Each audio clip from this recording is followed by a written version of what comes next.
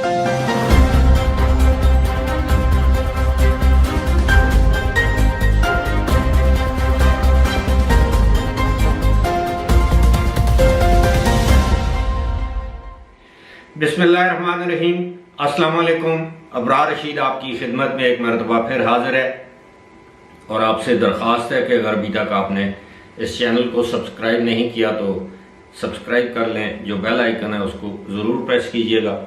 आपका शुक्रिया। मुझे एक साहब ने ईमेल की है और मुझसे मेरे एक्सपीरियंस की बुनियाद पर उन्होंने ये पूछा है कि दुबई रहने के लिए बेहतर है या कनाडा।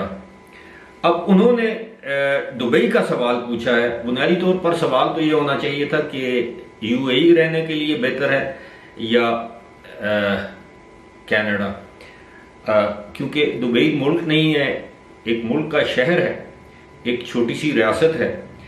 लेकिन आम तौर पर हम भी पाकिस्तान में लोग यूएई को दुबई कह देते हैं। चलें, मैं दुबई या यूएई जो भी हुआ वो मैं आपके सामने रख देता हूँ। लेकिन मेरा ख्याल है दुबई के हवाले से सवाल है तो चले दुबई के हवाले से जवाब दे देते हैं कि दोनों में बेहतर कौन सी जगह है। अब लेकिन इसी के साथ ये चीज़ भी लिंक्ड है कि ये मेरा एक्सपीरियंस है, मुशाहिदा है, तजुर्बा है कि बहुत से लोग इस वक्त यूएई या दुबई से कनाडा मुंतकिल हो रहे हैं, यानी पीआर जिसे हम कहते हैं, परमानेंट रेजिडेंटशिप या परमानेंट रेजिडेंसी वहां की हासिल कर रहे हैं। अब मैं पहले आपको दुबई की अच्छी बातें बताऊंगा और जो ज्यादा अच्छी बातें नहीं है वो मैं आपको बता दूंगा। दुबई का मौसम जो है वो यकीनन गर्म तरीन है, दुनिया के गर्म तरीन इलाकों में से या शहरों में से एक है। और इसके साथ साथ आप देखें तो वहाँ पे सर्दी ना होने के बराबर होती है। मेरा ख्याल है सिर्फ नवंबर, दिसंबर, जनवरी 3 महीने मौसम खुशगवार होता है। ठंड आप उसको नहीं कह सकते, लेकिन क्लाइमेट चेंज की वजह से वो भी हालात तब्दील हो रहे हैं। दुबई में आपको वर्क परमिट जो है वो बहुत आसानी से मिल जाता है। उसकी वजह क्या है? उसकी वजह यह है कि दुबई की इकॉनमी बड़ी तगड़ी इकॉनमी है और अमारातियों की अगर वहाँ पर तादाद देखें तो वो जो गैर अमाराती हैं जिन्हें हम एक्सपर्ट्स कहते हैं उनकी तादाद से बहुत कम है, तकरीबन 14-15% है। बाकी सारे जो हैं वो एक्सपर्ट्स हैं, यानी फॉरेनर्स हैं वहाँ। तो आपको वर्क परमिट बड़ी आसानी से मिल जाता है। और फिर मैं कनाडा की तरफ आऊँगा। कनाडा में वर्क परमिट इतनी आसानी से नहीं मिलता। दुबई में आपको बड़ी आसानी के साथ रिहाइश मिल जाती है। अगर आपके पास अच्छी नौकरी है, अच्छी जॉब है, तनख्वाह आपकी अच्छी है, तो आपको studio apartment, 1 bedroom apartment, 2 bedroom apartment, flat, या बहुत ज़्यादा अच्छी तनख्वाह है तो कोई विला वगैरह आप बआसानी हासिल कर सकते हैं किसी भी कंपनी के ज़रिए। मेरा ख्याल है 1 दिन का प्रोसेस है, DLD के ज़रिए, दुबई लैंड डिपार्टमेंट के ज़रिए आपको अपार्टमेंट मिल जाता है। अब एक चीज़ ये है कि दुबई में जब आप अपार्टमेंट वगैरह ले लेते हैं तो आपको वो जो दावा दुबई जिसको पता नहीं वाटर एंड जो भी अथॉरिटी है, इलेक्ट्रिसिटी दीवा या दीवा water and electricity authority, Dubai electricity and water authority, जो भी वो बिल आपको देने पड़ते हैं, पानी के, बिजली के। इसके अलावा पार्किंग का मसला है, अक्सर जगहों पर आपको पार्किंग नहीं मिलती, बाज़ जगहों पर पार्किंग फ्री है, बाज़ जगह पर म्यूनिसिपल जो उनकी अथॉरिटी है या कमेटी है उसके वो फीस लेते हैं।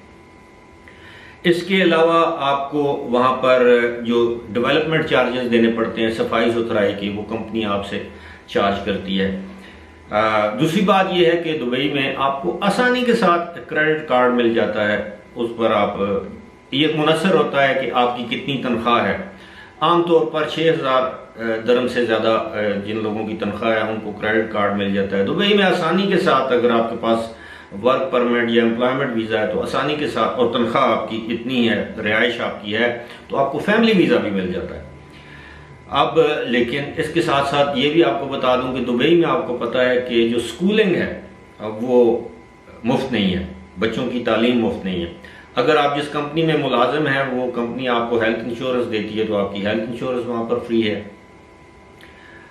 इसके अलावा दुबई में आप कितना अरसा भी क़याम करें, आपकी कोई जॉब सिक्योरिटी नहीं है, सोशल सिक्योरिटी का कोई कॉन्सेप्ट नहीं है। वहाँ पे आपको डिसेबिलिटी की वो है वो आपको मिल जाती है। और दूसरी बात यह है कि दुबई में आप कितना भी अरसा क्यों ना रहें, आप सारी ज़िंदगी, मैं ऐसे लोगों को जानता हूँ 3 नस्लों से वहाँ पर मुकीम है, उनको नेशनैलिटी नहीं दी जाती। वही ग्रीन वीज़ा और सिल्वर वीज़ा और गोल्डन वीज़ा और ये 10 साल 5 साल ये वीज़े आपको मिल जाते हैं। मुलाजमत के मौके दुबई में कदरे बेहतर हैं। अब कनाडा की बात करते हैं और फिर मैं आपको बताऊंगा कि लोग अब दुबई या यूएई से कनाडा क्यों शिफ्ट हो रहे हैं। कनाडा के सिवाय ब्रिटिश कोलंबिया का एक इलाका है वैंकूवर, एक शहर है, बहुत बड़ा शहर है, सिवाय उसके जो कि वेस्ट कोस्ट के साथ लगता है, बाकी कनाडा जो है वो बहुत ठंडा इलाका है, शदीद किस्म की बर्फबारी होती है और आप ये कह लें कि साल में 2 ही मौसम होते हैं। अब किसी हद तक मौसम गर्म होता है, लेकिन आप ये समझ लें कि साल में 2 ही मौसम होते हैं, एक वहाँ पे सर्दी और दूसरी बहार। गर्मी का वहाँ पे तस्वुर नहीं है, यानी 90% कनाडा में गर्मी का कोई तस्वुर नहीं। शदीद टका की ठंड होती है, -20 -30 में टेम्परेचर चला जाता है, सड़कों पर बर्फ जमी होती है, आइस जिसे हम कहते हैं, कोर कह लें, कोरा कह लें, जो भी वो। लेकिन कनाडा में अब जिस तरह मैंने पहले बताया, कनाडा का वर्क परमिट आसानी से नहीं मिलता, सिर्फ प्रोफेशनल को मिलता है। ये हो सकता है कि आपके पास एक्सपीरियंस किसी मल्टीनेशनल का या मल्टीनेशनल का हो दुबई या यूएई में, आप उस एक्सपीरियंस और तालीम और काबिलियत की बुनियाद पर और आपके पास पैसे भी हों तो आप वहाँ पर शिफ्ट हो सकते हैं, या अगर आपके पास ज़्यादा पैसा है तो आप वहाँ पर बिजनेस वीज़े के ज़रिए शिफ्ट हो सकते हैं। दुबई में आपको नहीं मिलती है अपना क्या कहते हैं सियासी पनाह नहीं मिलती, कनाडा में मिल सकती है। अगर आपका केस जेन्युइन हो, वहाँ पर चले जाएं तो आपको फौरी तौर पर सियासी पनाह मिल जाती है, नौकरी मिल जाती है, उसके साथ साथ अलाउंस मिलता है। अब आप अपने बीवी बच्चों के साथ, बच्चे छोटे हैं, आप वहाँ पर कनाडा में शिफ्ट हो गए हैं, तो आपको सबसे पहले जो मसला पेश आता है वो ये है कि आपको फौरी तौर पर घर नहीं मिलता, अपार्टमेंट नहीं मिलता, यहाँ तक कि लोगों की बेसमेंट में जगह आपको नहीं मिलती, उसमें बड़े पापड़ बेलने पड़ते हैं। आपको रेफरेंस चाहिए होता है, कोई गारंटर हो आपका जो वहाँ का रेजिडेंट हो, उसका क्रेडिट चेक किया जाता है कि हाँ जी ये बंदा किराया देगा कि नहीं देगा, क्योंकि वहाँ कवानीन ऐसे हैं, आपके पास पैसे नहीं है तो आप कहते हैं जी मेरे पास किराए के पैसे नहीं है, तो कोई आपसे ज़बरदस्ती ले नहीं सकता। दुबई वगैरह में ऐसा नहीं है। अब कनाडा में जब आप जाते हैं तो कनाडा में सबसे पहले तो आपको रिहाइश चाहिए होती है। आप कितने दिन किसी के यहाँ मेहमान ठहरेंगे, तो रिहाइश आपके लिए लाजमी है। उसके बाद आप ये जो आपको आवाज़ आ रही है ये यूपीएस की है, लाइट गई हुई थी तो अभी आई है तो यूपीएस चार्ज हो रहा है। अच्छा, इसके साथ साथ जिस तरह मैंने बताया कि आपको वहाँ पे अपार्टमेंट जो है वो ठीक ठाक महंगे मिलते हैं, 1 बेडरूम। अच्छा, वहाँ पे ये भी पाबंदी है, अगर आपके 4 बच्चे हैं तो आप एक अपार्टमेंट में 1 बेडरूम अपार्टमेंट में नहीं रह सकते, उसके लिए आपको 2 बेडरूम अपार्टमेंट चाहिए। अगर आप मियाँ बीवी हैं तो स्टूडियो में रह सकते हैं, 1 बेडरूम अपार्टमेंट में रह सकते हैं, लेकिन उसके लिए रेफरेंस होना लाजमी है, गारंटर। और बाज़ औक़ात इसमें 1 महीना लग जाता है अप्रूवल मिलने की। वो कंपनियों के अपार्टमेंट्स, कंपनी आपको अप्रूवल देते इवन आपके पास रेफरेंस भी हो तो 1 महीने से ज़्यादा लग जाता है। दुबई में 1 दिन में ये सारा मामला हो जाता है। अब वहाँ पे दुबई में आपकी 6,000 दरम 5,000 दरम तनख्वाह आपको क्रेडिट कार्ड मिल जाता है। कनाडा में ऐसा नहीं है, वहाँ आपको क्रेडिट कार्ड लेने के लिए बड़े पापड़ बेलने पड़ते हैं। वो क्या कि जनाब आपकी अच्छी तनख्वाह हो, फिर आपकी क्रेडिट हिस्ट्री हो, आपने बिल पे किए हो, उनको पता हो कि आप क्रेडिट कार्ड के मंथली इंस्टॉलमेंट दे सकते हैं, फिर आपको मिलेगा। अच्छी बात क्या है, जो ही मुख्तलिफ कनाडा के जो मुख्तलिफ प्रोविंसेस हैं उनके मुख्तलिफ कवानीन हैं, रूल्स हैं, लॉज हैं। अच्छी बात क्या है कनाडा की कि जो ही आप जाते हैं, मैं आपको मिसाल देता हूँ ओंटारियो प्रोविंस की, जो कि जिसमें टोरंटो वगैरह और ये अपना क्यूबेक वगैरह, क्यूबेक नहीं सॉरी, क्यूबेक तो अलग प्रोविंस है, टोरंटो है, उसमें ऑटावा है, ये बाकी जो टोरंटो के इर्द गिर्द जीटीए उसे कहते हैं, ग्रेटर टोरंटो एरिया। तो जब मैं कनाडा गया था तो पीआर पे, तो उस वक्त मुझे भी एक गारंटर चाहिए था। मैंने भी गारंटी पर एक फर्निश्ड अपार्टमेंट लिया, किसी बंदे ने मेरी गारंटी दी थी, एक दोस्त ने। खैर वो अलग बात है। अब जब आप वहाँ पे ये चले जाते हैं तो फिर उसके बाद आपके जो, मैं ओंटारियो प्रोविंस की बात कर रहा था, तो वो एक बच्चे, आपके 3 बच्चे हैं तो वो मंथली आपको बच्चों का एक अलाउंस देते हैं। अरे $250-300 है। अब किसी ज़माने में आई थिंक $250 या $275 था, पता नहीं अब बढ़ गया या उतना ही है। बहरहाल आप ये ध्यान में रखिए कि $200-250 आपको फी बच्चा आपको मिले। वहाँ पे आप जब बच्चे को स्कूल दाखिल करवाने के लिए जाएं तो कुछ भी नहीं मांगते, उसकी एज देखते हैं और उसके बाद वो उसको उसकी एज के मुताबिक क्लास में दाखिल कर देते हैं, जो कि बिल्कुल फ्री है। ये मैं बात कर रहा हूँ ओंटारियो प्रोविंस की।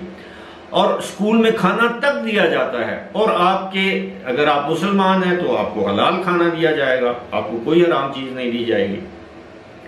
इसके अलावा आपकी कनाडा में जो है, जो ही आप रेजिडेंट उस पर जाते हैं तो आपको हेल्थ कार्ड मिल जाता है, आपकी हेल्थ इंश्योरेंस होती है। याद रहे कि आप सिर्फ डॉक्टर को उस पर दिखा सकते हैं, डॉक्टर फीस नहीं लेगा, लेकिन वो जो दवाइयाँ लिख के देगा उसकी फीस आपको अदा करना पड़ेगी। सिमिलरली जब आप किसी जगह जॉब आपको मिल जाती है तो जॉब पे अक्सर आपकी हेल्थ इंश्योरेंस होती है, आप कवर्ड होते हैं। तो वो अगर आपको खुदा न खास्ता कोई बीमारी है, दाखिल होना पड़ता है, तो उसके अखराजात या वो सारा कुछ फिर आपकी कंपनी अदा करती है। अब दुबई में बच्चों की एजुकेशन फ्री नहीं है, यहाँ पे बच्चों की एजुकेशन फ्री है। फिर जब बच्चे बड़े हो जाते हैं, अब कनाडा में कर्ज हासिल करना, जब आप वहाँ पे सेटल हो जाएं तो इतना मुश्किल नहीं है। वहाँ पे आपको कर्ज अदा किया जाता है, दे दिया जाता है। बच्चों की तालीम के लिए इंटरेस्ट फ्री, सूद के बगैर आपको, मतलब आला तालीम के लिए, यानी जब आप कॉलेज में यूनिवर्सिटी में जाते हैं तो वो मिल जाता है। हाँ, एक चीज़ है, वो ये है कि यूएई या दुबई में इनकम टैक्स आपसे नहीं लिया जाता, वैट वैल्यू एडेड टैक्स लिया जाता है। खाने जो भी आप चीज़ खरीदते हैं उस पर वैल्यू एडेड टैक्स है 5%। कनाडा में वो टैक्स ज़रूर है, वैल्यू एडेड या सेल्स टैक्स या जो भी उसको आप कह लें, लेकिन वहाँ पे इनकम टैक्स भी है, दुबई में नहीं है। तो अब वहाँ पे लोग जाते हैं, फिर एक खास अरसे के बाद आप क्वालिफाई कर जाते हैं फॉर सिटीजनशिप, आपको शरीयत मिल जाती है। 3 साल कुछ दिन हैं वो मुकम्मल करने पड़ते हैं। तो अगर आप वहाँ पर रहें इतना अरसा तो फिर वो उसका एक एग्ज़ाम होता है, आप जाके फिर वो आप क्वीन की वफादारी का हल्फ लेते हैं, फिर आप कैनेडियन सिटीजन हो जाते हैं। एक दफ़ा आपके पास कैनेडियन पासपोर्ट आ गया तो वही नौकरी जो दुबई में आप पहले 10,000 दरम माहाना पे कर रहे थे, दुबई में उसी कंपनी में आप आएंगे कैनेडियन पासपोर्ट पर तो आपको 30,000 दरम तनख्वाह दी जाएगी, मराद दी जाएंगी, बच्चों की आला तालीम के लिए अखराजात दिए जाएंगे वगैरह वगैरह, घर दिया जाएगा, गाड़ी के पैसे दिए जाएंगे। घर तो नहीं दिया जाता, घर के हाउस अलाउंस दिया जाता है।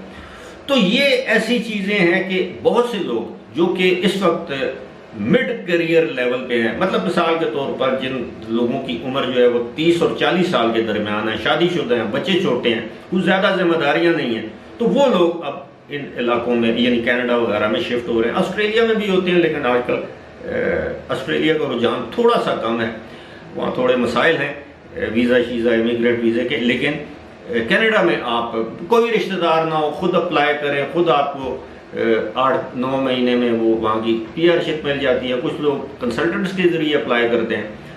तो मैं ये समझता हूँ, अब हाँ, दुबई का ये है कि अगर आप इंडियन हैं, पाकिस्तानी हैं, अफगानी है, श्रीलंका एशियन है, और 3 घंटे में कराची से आप 1.5 घंटे में, इस्लामाबाद से आप 3-3.5 घंटे में, पेशावर भी यही टाइम लगता है, आप 3-3.25 घंटे में अपने मुल्क आ जाते हैं। उसी वक्त दिन में कोई सैकड़ों के करीब, सैकड़ों नहीं तो दर्जनों फ्लाइट्स आती हैं, कोई टिकट का इशू नहीं होता। अगर खुदा न खास्ता कोई इमरजेंसी में आना पड़ता है तो आप 3 घंटे बाद, 4 घंटे बाद आपको फ्लाइट मिल जाती है, और मजीद 3 घंटे लगाएं तो आप यहाँ आ जाएंगे। यानी जितना आप इस्लामाबाद से लाहौर जाने में वक्त लगता है, उतने वक्त में आप पाकिस्तान आ सकते हैं। इंडिया का भी यही है, इंडिया की बाज़ डेस्टिनेशन 1-1.25 घंटे की मुसाफत पे हैं। अब कनाडा से फिर जो सफ़र है, दुबई एक ऐसी जगह पर है कि आप लंदन जाएं तो 7 घंटे, आप फ्रैंकफर्ट जाएं तो 7.5 घंटे, ये मतलब 7-8 घंटे की मुसाफत। हाँ, आप डायरेक्ट फ्लाइट है, आप डायरेक्ट फ्लाइट लें तो आप न्यूयॉर्क चले जाते हैं, आप टोरंटो चले जाते हैं। बहुत से अमरीकी शहरियों के लिए डायरेक्ट फ्लाइट्स है, 14-15 घंटे की फ्लाइट है। कनाडा से ये नहीं है, कनाडा से आपको लंदन भी जाना है तो 8 घंटे, 8.5 घंटे, वहाँ से फिर आगे फिर 8 साढ़े 8 घंटे, यानी डायरेक्ट फ्लाइट भी अगर पाकिस्तान की है या इंडिया की है तो वो 17-18 घंटे 16-17 घंटे लग जाते हैं। तो लेकिन कनाडा है, दुबई है। कनाडा के सामने दुबई कुछ भी नहीं, इन नटशेल। लोग टूरिज्म के लिए, पैसा है आपके पास, जैसे भी कमा के रखा हुआ है, पैसा है, फिर Dubai is the best place. और एक और चीज, दुबई दुनिया के सेफेस्ट तरीन ममालिक में से एक है। एक चीज में वो है, उनके दिलों में वो है, वो हम लोगों को कभी नहीं अपना सकते। चाहे आप किसी अमराती लड़की से, औरत से शादी कर लें, जो मर्जी आप करें, वो हमेशा आपको। कनाडा में ये ऐसा नहीं है, लोगों के दिलों में बहुत जरूर होता है, लेकिन वो कभी रेशियल डिस्क्रिमिनेशन नहीं करेंगे। एक नौकरी पे वो नहीं देखेंगे, काबिलियत देखेंगे, पाकिस्तानी में है, इंडियन में है, वो नहीं देखेंगे इसकी रंगत गोरी है, ब्राउन है, काला है, चिट्टा है। नो, वहां पे ये चीज नहीं। कनाडा को आप एक यूनाइटेड नेशन समझे। एक बात और वो ये है कि दुनिया का बहुत बड़ा मुल्क है, बहुत कम आबादी है, जितना रकबा है उसके लेकिन वहां पे जो एक्सपर्ट्स हैं, जो गैर मुल्की हैं, उनसे कैनेडियन जो रेजिडेंट, जो ओरिजिनल कैनेडियंस हैं, उनकी तादाद ज्यादा है। अब उनमें एबोरिजिनल भी हैं, चले वो फिर और चीज आ जाती है। तो मैं ये समझता हूं कि आप दुबई में 4-5 साल डट के लगाएं, मजदूरी करें, कमाई करें, प्रोफेशनली साउंड हो, एक्सपीरियंस गेन करें, then you should go to Canada. If you do not have any multinational experience, if you do not have proper qualification, if you do not have know-how, अंग्रेजी नहीं बोल सकते, तो फिर ना जाएं, फिर दुबई ठीक है। लेकिन अगर आपके पास ये सारी चीज़ें हैं, if you think you are fit enough, fit means physically and otherwise, qualification wise, तो फिर I think कनाडा में आप ज़रूर जाएं। और एक और चीज़ आखिरी, अब जिस तरह दुबई में महंगाई हो रही है, उस तरह पूरी दुनिया में महंगाई हो रही है। किसी ने सोचा भी नहीं था कि दुबई में पेट्रोल इतना महंगा होगा, बावजूद इसके कि वो खुद तेल प्रोड्यूस करते हैं। कनाडा में महंगा है, अमेरिका की निस्बत काफ़ी महंगा है, टैक्सी महंगी है, खाने पीने की चीज़ें महंगी हैं, रिहाइश महंगी है, कोई चीज़ सस्ती नहीं है। लेकिन उसी तनासब से तनख्वाहें भी हैं, फिर आप क्वालिटी ऑफ लाइफ को भी इंजॉय करते हैं। बिजली, हाँ, कनाडा में आपको हीटिंग, बिजली का बिल नहीं देना पड़ता, वो उन्हीं चार्जेस, उसी किराए में होता है, और कंपैरेटिवली सेफ है। It's much safer than America. होती हैं वारदातें, उधर भी होती हैं, लेकिन उतनी नहीं होती जितनी अमेरिका के बाद शहरों में होती हैं। तो कनाडा में भी अगर आप सर्दी को बर्दाश्त कर सकते हैं, तो I think it is a better proposition, better option if you want to move to Canada with your family, with your kids. And do not expect कि ये अगर आप उधर विजिट वीज़े पे चले जाएंगे और वहाँ नौकरी ढूंढेंगे, ऐसा नहीं होने वाला। उम्मीद है आपको ये वीडियो पसंद आई होगी। फिलहाल मुझे दीजिए इजाज़त। खुदा हाफिज़।